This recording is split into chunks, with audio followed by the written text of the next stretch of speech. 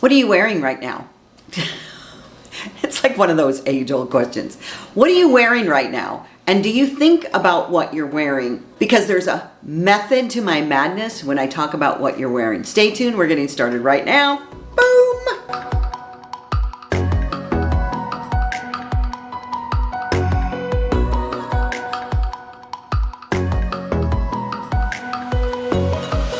So, hi, I'm Debbie, I'm the Queen of Magic, and I'm here to talk about what you're wearing. So why would I be talking about what you're wearing? That might seem like a silly question, but believe me, the answer is a lot more complex than you think. Today I want to talk about the relationship between what we wear and the messages that we've gotten throughout generations.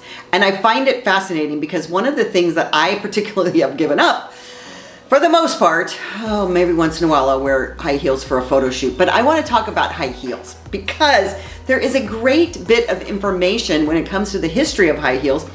And if you begin to look at how we show up in the world, especially as women, because of the masculine messages that have been given, you might make a different choice. Maybe you won't, but at least you'll have the information. So I want to start talking about high heels today. So when you begin to embrace and to wake up your divine feminine, you begin to see how much has been put into our thoughts and our beliefs that necessarily are not ours. And something as simple as a high heel, I find that story really fascinating and interesting. Throughout the ages, clothing has been used for a variety of reasons. Self-expression was not generally that thing back before about 200 years ago. So if you think about it, clothing was for where you were located in the world, it was for protection, it was for the weather that you were in. And so it's very interesting that in just the last 200 years, basically, that clothing has come to be much more significant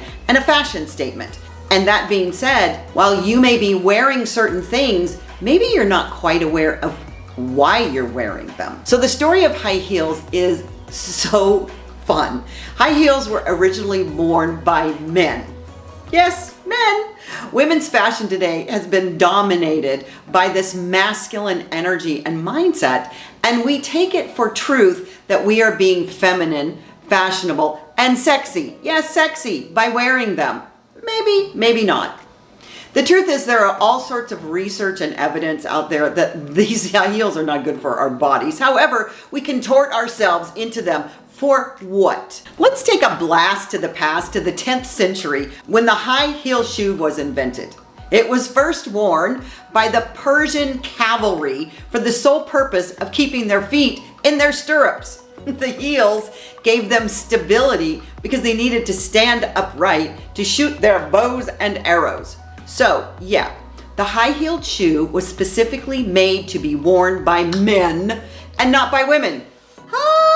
What? This invention of this Asian Southwest was, of course, picked up by the Europeans. Now, the Europeans have picked up so many different things in the world. I've done videos on some of the things, including cacao, that they come to these various countries and they're like, oh my God, I need that, whatever that is. And then they take it back to Europe. So just like so many things throughout the world, when the European influence comes out and picks it up, it's observed and then frankly bastardized into something to be worn as a sign of strength. So the Europeans brought these shoes back, right? The idea of these shoes, these high-heeled shoes that the cavalry was wearing, and they decided that because the cavalry was strong, that these shoes automatically meant that if you wore them, you had a sense of strength and power.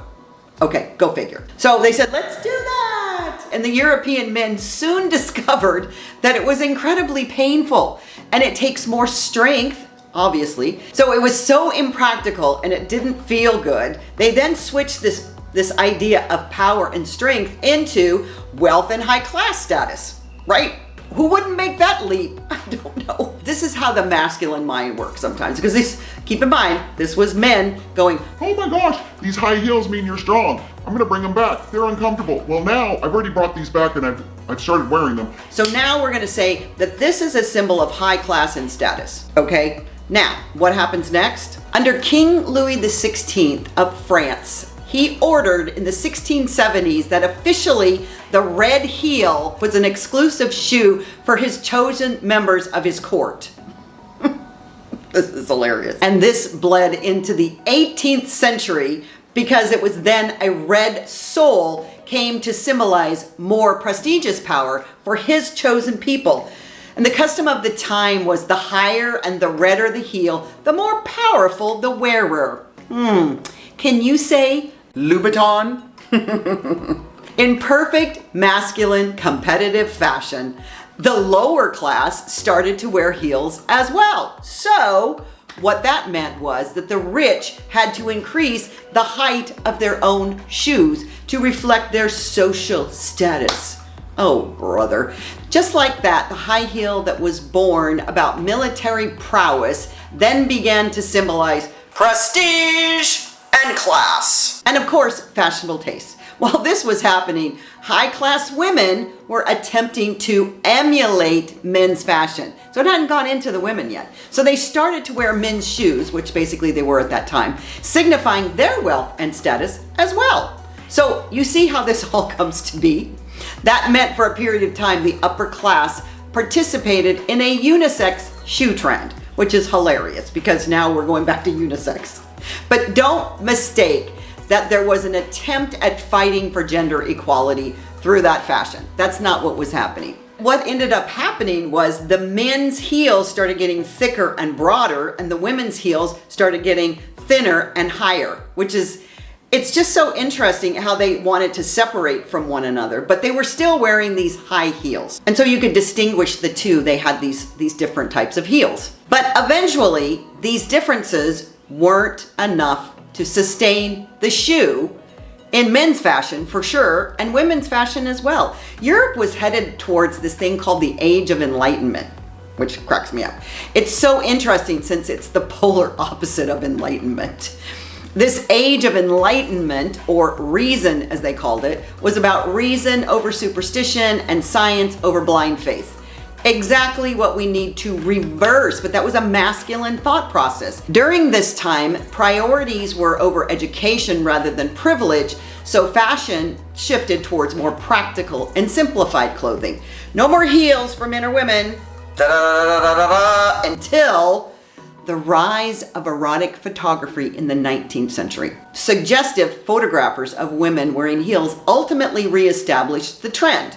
The erotic photographers of the time thought the shoe accentuated a woman's appearance, and not only did it elongate one's figure, it adjusted her posture in a way that was perceived as sexy. So that's what happened is that once it went from, a status symbol, they said it was too painful, we don't want to do it, it's not practical. Then in the 19th century, erotic photography came on the scene for women. So think about it, ladies. Again, who came up with that erotic photography? It wasn't a woman, I assure you.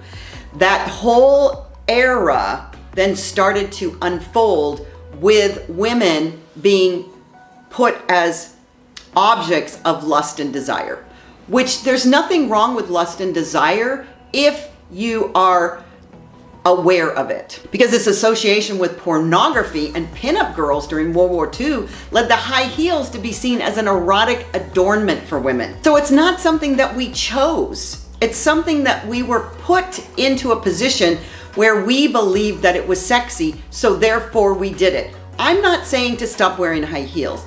I'm saying be aware of why you're wearing the high heels, because it's not your choice necessarily. It is your choice, you believe, because you're doing it because you think it's hot. But here's the thing. By the 1950s, the high heel saw new heights because we came up with technology after the war. And guess what? The stiletto was invented. Do you think a woman invented that stiletto? I can assure you they did not. And then along came the 60s, which we went back to men saying, well, I want to get in on that high heel program, which I think this is so interesting how it's woven back and forth between men and women. But David Bowie comes to mind immediately because I'm a child of the 60s, that is exactly where we go when we're talking about fashion and adornment and all of the things that are programmed into our mind, because Bowie was very much about sharing his feminine side. And so it's been interwoven that high heels are feminine. They're not. The society has just ingrained us that way. But now it's basically women who wear high heels. I don't wear heels for anything but photo shoots any longer because I've never enjoyed wearing them because they're uncomfortable. And the studies are out there all over the place that men enjoy women in heels rather than flat shoes. So therefore, your butt sticks out. And you can see that sensuality, that sexuality in those positions is what they're looking for. But the masculine has taught the feminine how to show up. As a woman, I'm sure you want to push back on this and say, I look hot, not because of an adornment of high heels. What is the energy within you that says you're hot? I hope this history of shoes gives you an opportunity to realize why you wear high heels and why those messages were given through this masculine input, the commercialization of it, because I can tell you, can you say Louboutin?